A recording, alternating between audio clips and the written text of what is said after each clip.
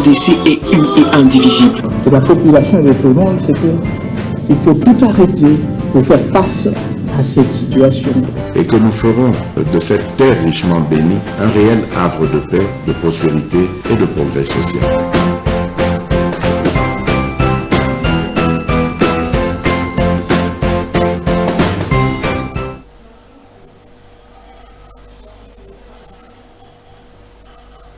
Il avait raison avant de rejoindre Martin Fayulu pour na kokoma caméraman naye ou bien photographe naye ayembaka nzembo moko alobi mboko yo Congo ekolo to tutelaka toloyo soki solo pona Congo ngonga ya kosala kimia yango yo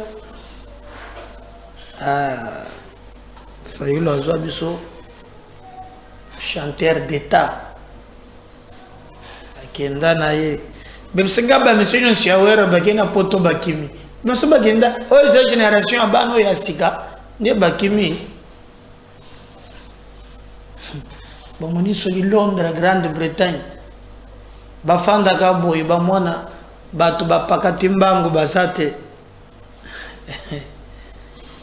eux muso sauter sur la 3 niveau bachele muslibanda. Quel risque! Weekend malamu na ba ndako na bino nyonso bozali kolanda biso partout à travers le monde. Merci denge bozali ko continuer ko partager ko liker ba émission na biso tikbotika ke to banda ki semaine ensemble lelo tozo clôturer semaine en bonté. Merci na confiance, merci pena de fidélité. Et tous allés ensemble pour nous beta masolo yamboka. Alors boyebinde to beta kanabino li solo condition to senga kabino to pe bosenga na biso ezalaka ke soki ozotala biso ozana no abonete koluka nano ko continuer te kende place bakomi pona ko s'abonner ou s'abonner. Après Simayako ou s'abonner nde oye ou partager émission na bande komusus wana opesi biso makas pour te continuer kosala musala ndenge elongo obani.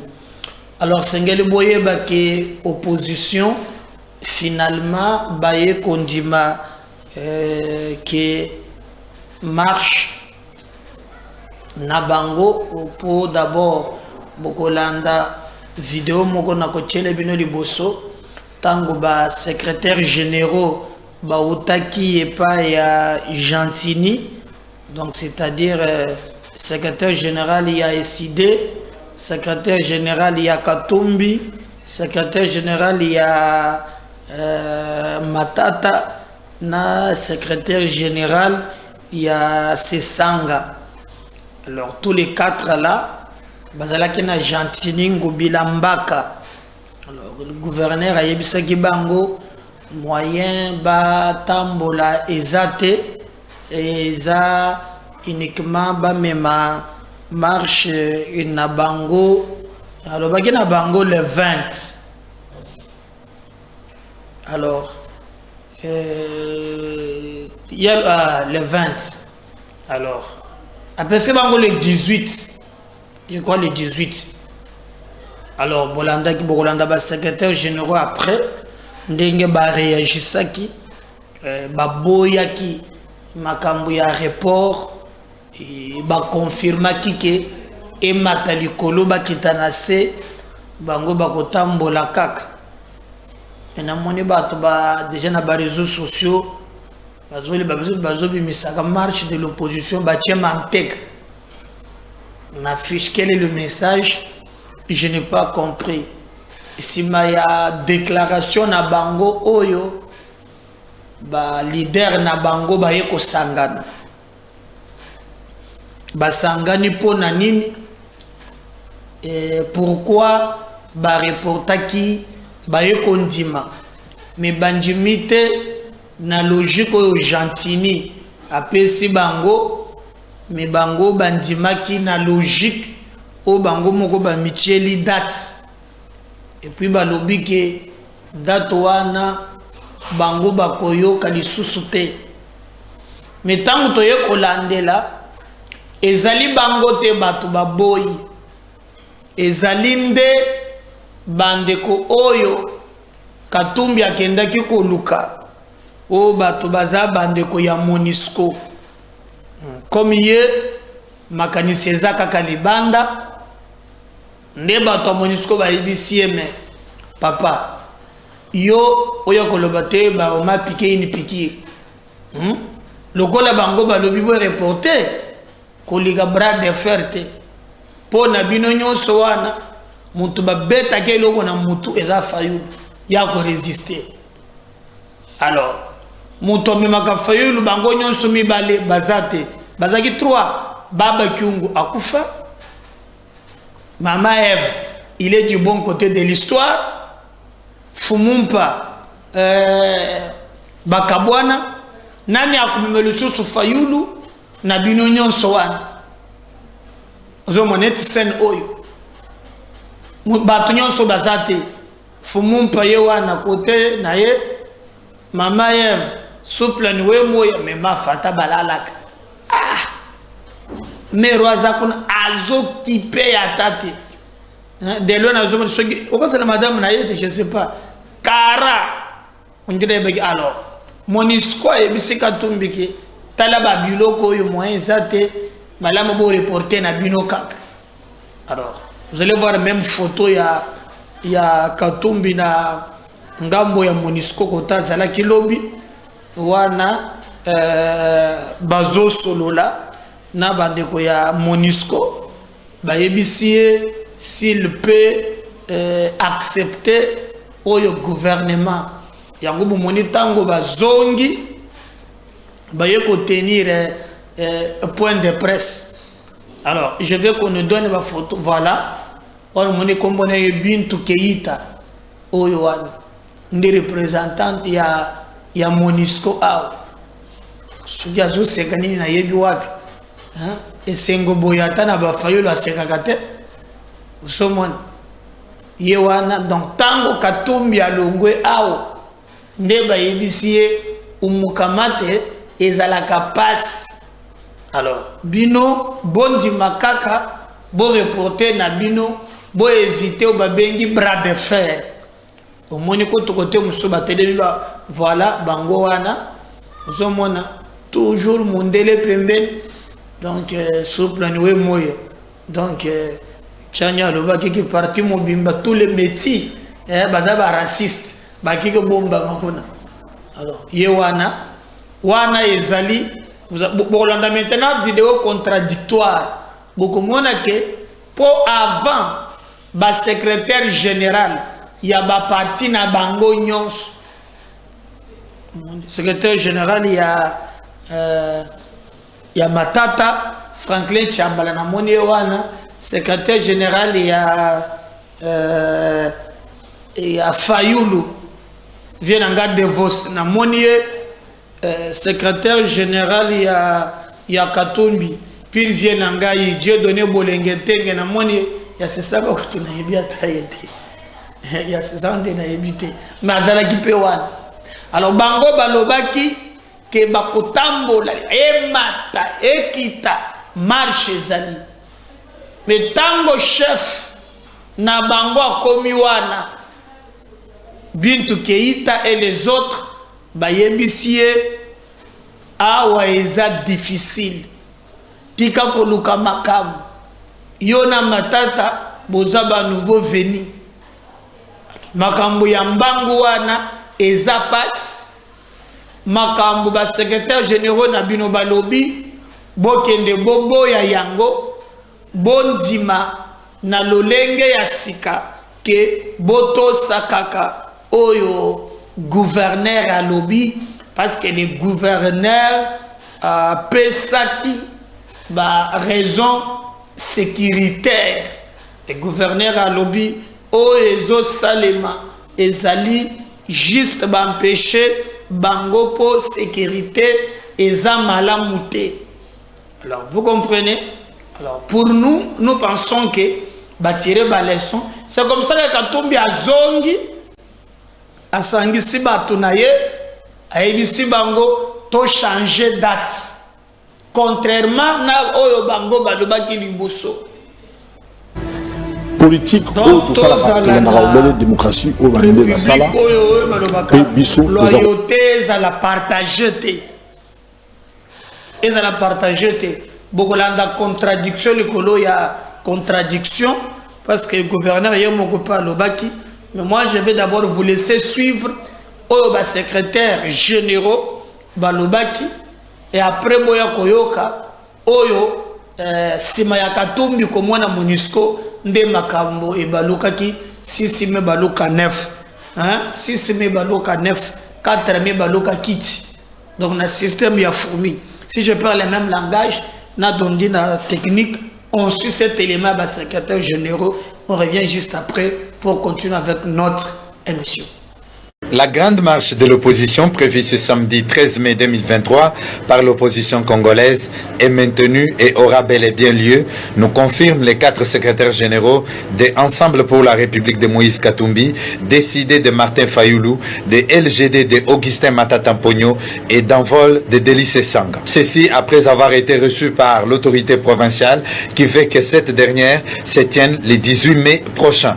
Ce que l'opposition a rejeté, soulignant que l'on ne demande pas une autorisation pour la marche, mais plutôt informer à l'autorité pour des dispositions d'encadrement et de sécurité des marchands. Devos Kitoko, secrétaire général décidé. Après la lettre d'information, il y a une prise d'acte automatique et qu'on sollicitait une séance de travail pour discuter des modalités d'encadrement et de sécurisation des marées humaines qui vont se déployer samedi lors de notre marche. C'est à notre demande, alors que le gouverneur nous a reçus et après discussion, nous avons confirmé que le samedi 13 mai 2023, nous allons marcher. Nous allons marcher pour dire non à la vie chère et à la misère de notre peuple. Nous allons marcher pour dire non à la fraude électorale et au processus électoral chaotique.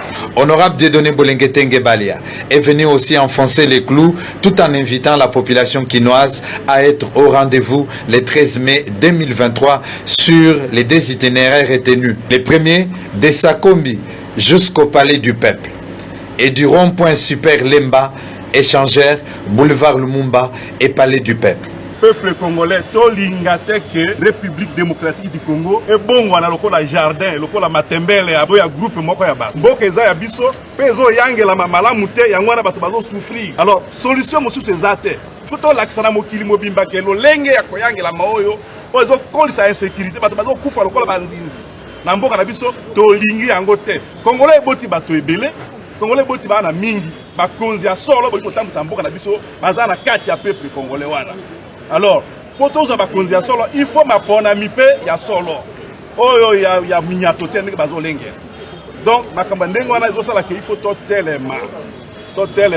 To banga te. Mboka eza ya biso, moto asombi yango te. Oya sombi République démocratique du Mais après awa malobanyon sou balobia o ebongwani échanger donc Simaya Katumbi ko rencontrer ndeko oyo ya Monisco.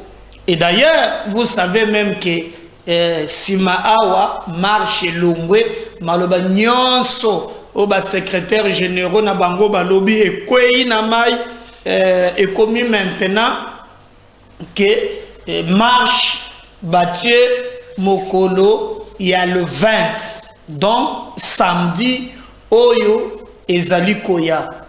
Là maintenant, le gens ne s'assume pas Monisco, ma PC directive, ya à quoi il s'est dit, baninga na ye kuna oyo bazali ko soutenir et marche reportée.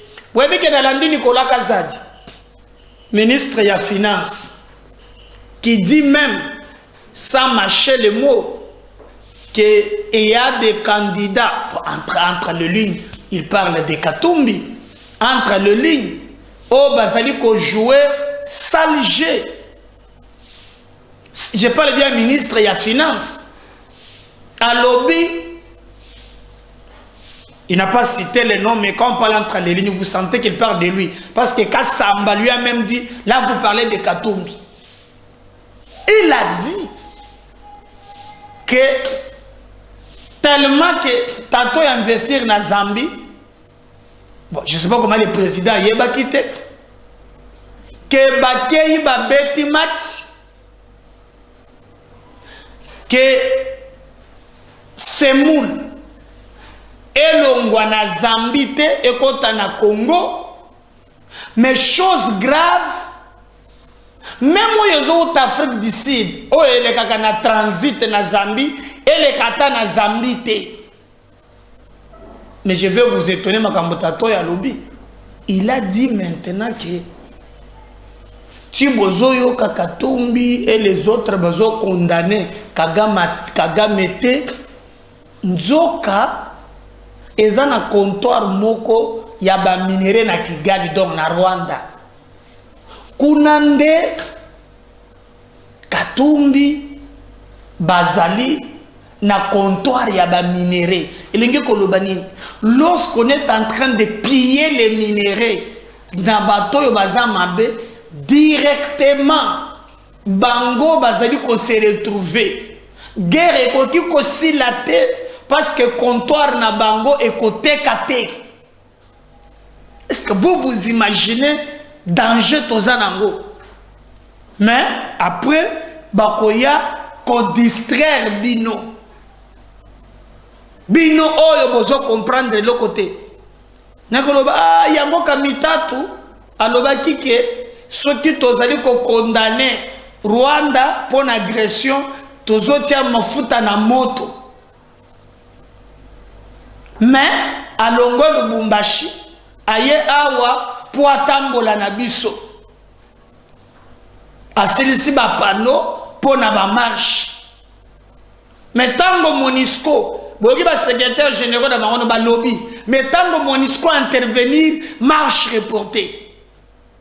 Donc ici, il n'y a rien qui s'est fait pour le Congo. Tout ce qui s'est fait est une loyauté partagée, comme l'avait souligné Tato Yosef Kikuni. Donc, il y a un danger. Il y a un danger. Et le comble, Nabiloko Ezali ke, Ezali ba jeune, nde bazo même en mouvement.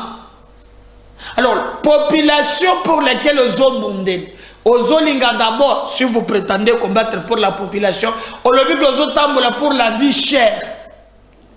Mais yo moko za na capacité na ba raison na yo ya ko bloquer population aliate.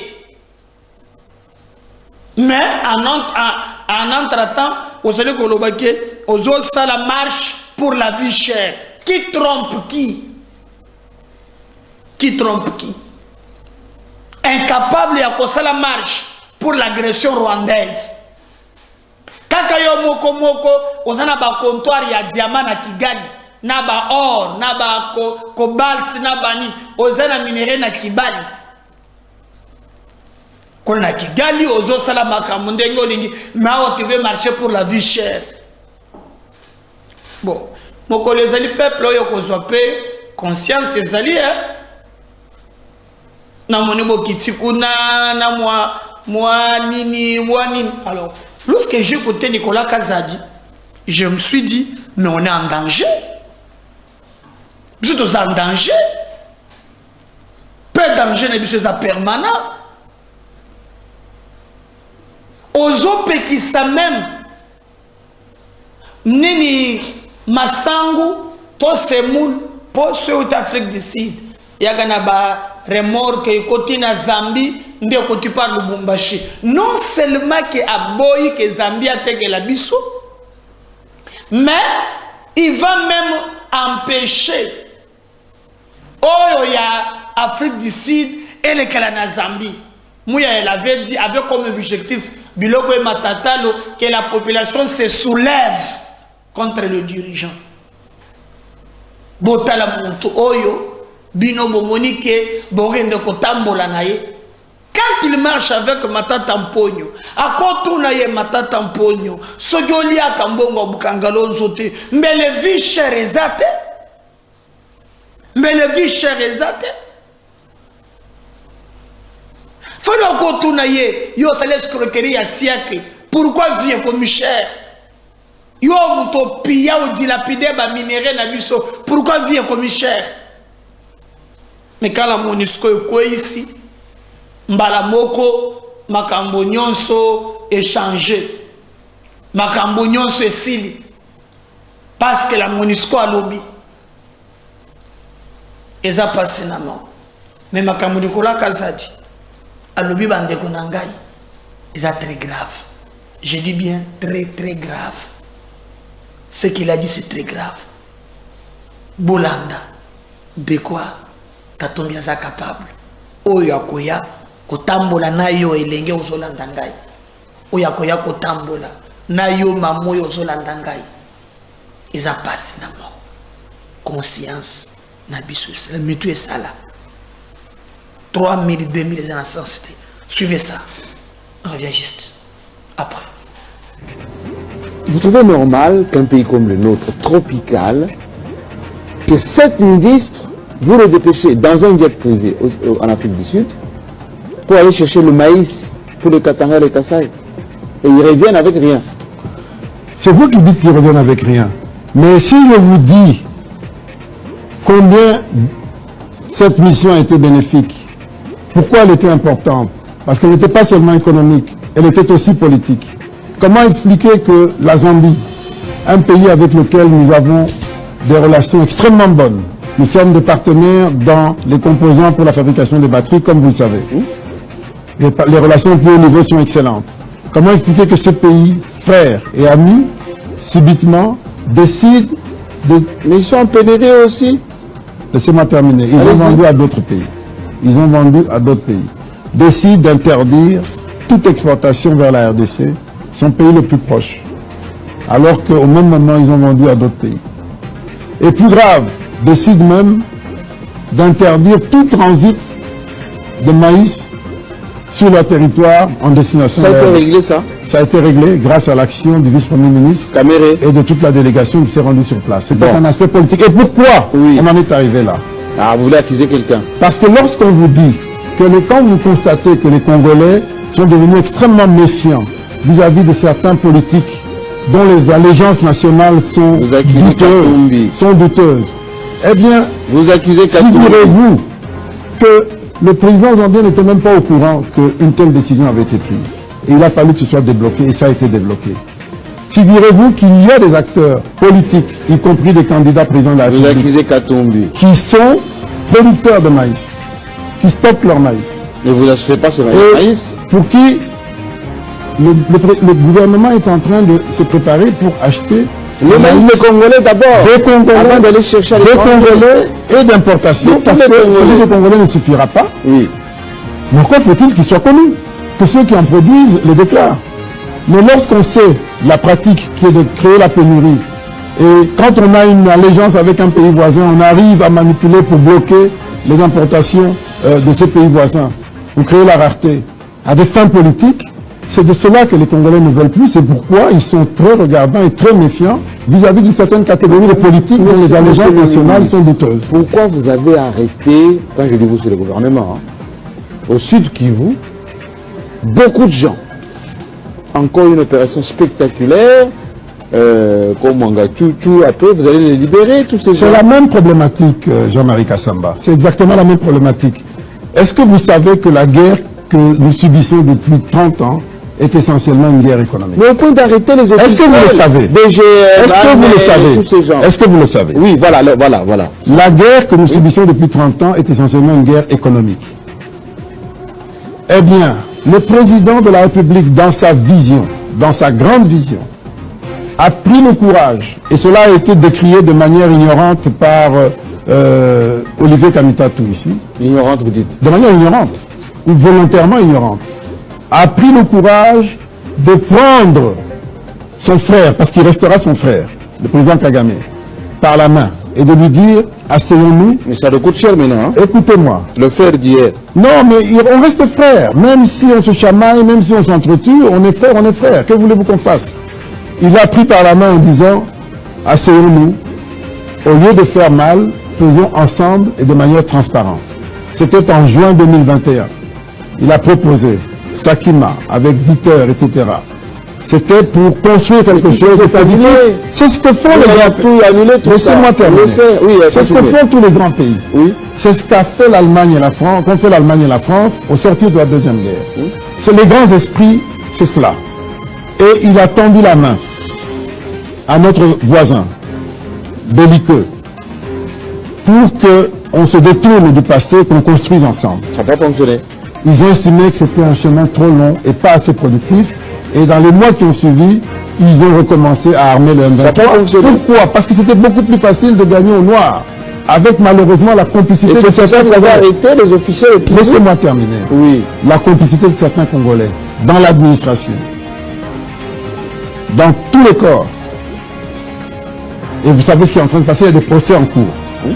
Eh bien, c'est de cela que nous parlons lorsque nous parlons de Congolais aux allégeances nationales douteuses. C'est vérifié ça? Je vais plus loin.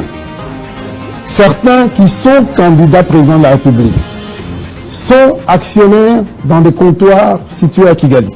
Oh. Vous en saurez plus tard. Donnez-moi quelques indices. Je n'en dirai pas plus aujourd'hui, mais je vous informe que certains qui sont déjà positionnés comme candidats président de la République sont actionnaires dans des comptoirs situés à Kigali qui se ravitaillent grâce à ces contrebandes qui sont une partie des raisons pour lesquelles on va les savoir. On va les savoir. Voilà. Boki, Yakasuko Tambola, Nabatu Yaboui. Quelqu'un est prêt à sacrifier le pays. Quelqu'un qui a des intérêts au Rwanda. Quelqu'un qui est incapable de condamner l'agression malgré des tueries à perpétuité. Malgré l'humiliation. Mais vous allez marcher. Kotambola ponani pona ko justifier l'injustifiable. Boyoki biloko matatal. Tu vas collaborer avec deux pays. Et maintenant j'ai entendu motourner. Siko comment Nicolas Kasadialobi ke président ya Zambie a yeba kité. Soki ba ministre na biso ba kendakate c'est que le président Zambie a zalé au courant.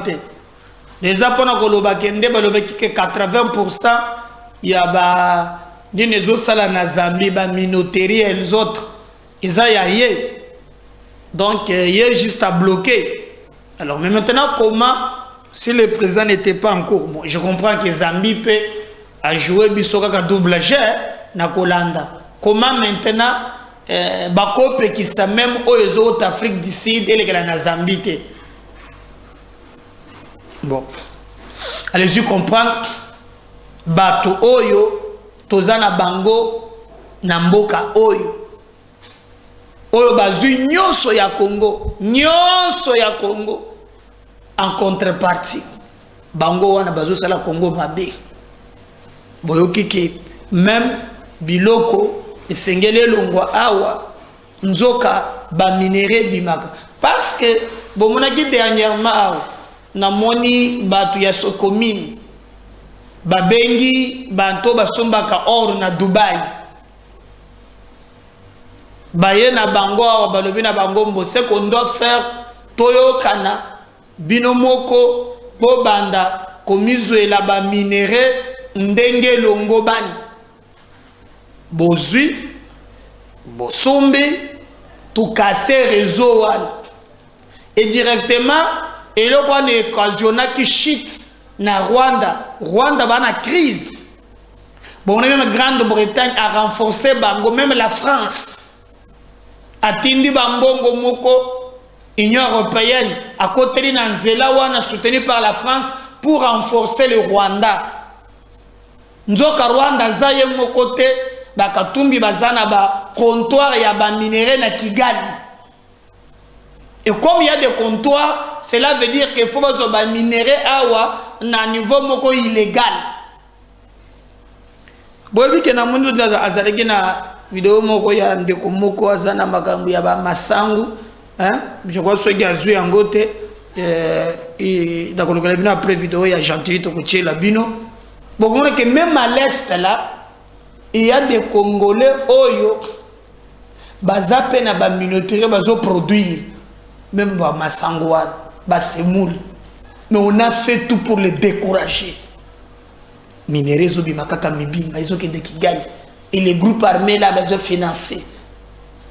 Et bolonde ka mitato lobi ba ko condamner Kagame te. C'est le bazo tia mafuta na moto. Kutu failo ba ko tambola na ya condamna quand même Kagame. Matata meka kamwa muke mekatumbi ko mekate. Tim kamitato yeko mimisa. Mutu ya bongo ndazo benga bino ba bilenge bino batobozana pasi bokenda ko tambola na ye. Mais posez la question. Lui qui parle aujourd'hui de l'agression, ce qu'il a fait de Kabasele, il fallait mouyambo ya kotambola awa pour ayebi oye comme la qui est. Évitez quand même de venir ici kozwa battre le col là-bas, mituna bango et salakate. Comme vous pensez que vous profitez la naïveté, quoi, ah, peuple, toko boubaye, ah, peuple, ayebe le côté. Mais ce que vous faites, vous appelez pire. Vous avez pouvoir. Matata marche pour la vie chère. Katoumi marche pour la vie chère. C'est très grave. C'est très grave. C'est de l'amnésie. Kaka po bangonde bato bazana mbongo. Na moni kutu vidéo moko bazocha o est-ce que Prince Penga bando senga yombongo. La sana vidéo na nwana. Monto a telemina ye bande ko nanga tuta le loko yo o e Penga so senga bande ko za tole mais garde ya Katumbi. Bo garde ya Katumbi yebi pengete. Ipenge na itumba bundi ko le Katumbi bota iloka ngo yango wana. Katumbi na matata bazo solo le gazo yo kobima ali monsieur yo bima longa. Masali mabe zongisa oyo tala mibale o bakotambola pe o bokangalonzo o ba minéraux lebe mais o selanga kota epenge kota epenge botala bien oh epenge abundi ko leka bang epenge pe nini papa yo bima kende epenge pa kei non epenge siko batro subas na comprendre lo ngote kasi Makatumbi epenge nini o bazo benge mabe o ya cravato garde anen ya Katumbi bien ya matata epenge na etumba ya terre aleki bango mibale oyo epenge bachaka tankana na nde balobaki pada biso faut piquer oboya bamungu bingano lokola mokapo na batoyo siko commentaire za walinga aibisa Katumbi makambo apale o atoleye qui vous a dit ça yo yaka lungwa non pardon batch je préfère encore kutika moyen T. Bon ngobile pas yoko lebela bango pona marche on se gentili ya yoko lobaye pona ye boye alors on se gentili revient juste après awana politique au to salaka to landaka obele démocratie au baminde basala pe biso toza kolanda par mimétisme depuis la marche banaka ta Congo utamana ma marche ya politique et ya Tchichi mais ya Tchichi a la différence avec sur la marche nae amimi na bananae na baneko nae ba ki marche ma parier politicien mon côté à sala yango donc balo total bango non bazo basi na bango bazo bana na bango bazo baleki na bango bazo banoko na bango bazo bakoko na bango parce bazana basi bako mikolo ba msusu bazana bana bazana bakoko bazana bandeko bakende pe ko sala marche total bango ndenge ba ko sala marche ya ko sala mobulu kata Kinshasa to lingi lisusu te mwana nyonso o ko sala mobulu lobi na marche o to ko zoyer a okende na Kanyama Kasese pe na okebisa bilenge bana surtout bino ba jeune garçon au commune à 16 ans, au commune à 17 ans, au commune à 18 ans, au commune à 20 ans, Kepa. Bateau, baza kotina bino, ils ont pour intérêt na bango moko.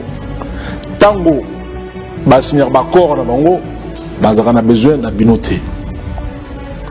Sou baza ko luka ba corps, et ça vraiment ba ko jabino bocha bango poids, pourtant bango ba signer ba corps, bazu misala, bazu mituka, bazu bomengo, ba bosani bino bomengo na ozala bango moko. Alors biso tolingi kimia ezana mboka nalandi ba video ebele ba Kinshasa bazoloba to boy marche to boy ba na msusu ba na puta na nzoto ba msusu bazoki ba msusu bakofisi bandeko alors yango wana bato bakosenga mnoko sala marche lobby bokende te bovana na ndako lobby bolanda basongi te ya bango azosenga mnoko tsa bango poids pour être balaksa na communauté internationale qui est bota na biso matwaza na sima na biso biso to ngi gouvernement union nationale président de la République a fondé Masolo. Voilà, je crois qu'il y a un Makambo Gentini à lobby élection et causalaté et causalaté.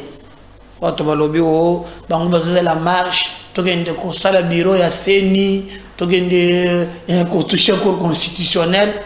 Mais c'est ni à clair, hein? Pas question à biloko bozolo kawana to ko gende une élection. Ah oui. Ba candidat bon c'est déjà ba dossier na bino. Yo za na poto za wapi olingo postuler. Yo ka seni makambo a lobby élection eza. Yo zo kendaka marche mais élection ezali. Oui. On sait ça. Boka seni ngate. Mesdames et messieurs, conformément au calendrier du processus électoral 2022-2027, relatif aux élections présidentielles, législatives, provinciales, municipales et locales, rendu public le 26 novembre 2022, la CENI rappelle quelques étapes calendaires à court terme suivantes. Du 16 mai au 20 mai 2023, audit externe du fichier électoral. Le 21 mai 2023, publication des statistiques des électeurs par circonscription électorale. Du 16 au 22 mai 2023, préparation du projet de loi sur la répartition des sièges par la CENI via le gouvernement et dépôt à l'Assemblée nationale. Du 23 mai au 1er juin 2023, adoption de la loi sur la répartition des sièges par le Parlement. Du 1er au 15 juin 2023, promulgation de la loi sur la répartition des sièges. Le 25 juin 2023, convocation de l'électorat pour la députation nationale. Mesdames et messieurs, comme vous pouvez le constater, le compte à rebours a donc commencé. Nous sommes à 45 jours de la convocation de l'électorat à la députation nationale. C'est le moment d'inviter les partis et regroupements politiques ainsi que les potentiels candidates et candidats indépendants aux prochaines joutes électorales d'apprêter déjà les éléments constitutifs de leur dossier. Comme nous n'avons cessé de le répéter, à chaque fois que nous avons eu l'occasion, la CENI organisera les élections générales le 20 décembre de cette année. Le train des élections est donc en marche, rien ne peut l'arrêter. Je vous remercie. Voilà. Partagez les liens. Abonnez-vous, likez, commentez. Si la série ne revenait pas, prenez le deuxième numéro tout à l'heure. Bye.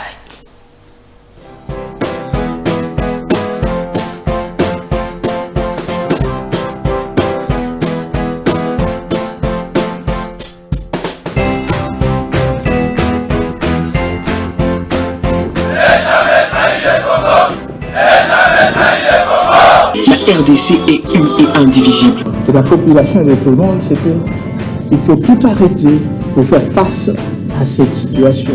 Et que nous ferons de cette terre richement bénie un réel havre de paix, de prospérité et de progrès social.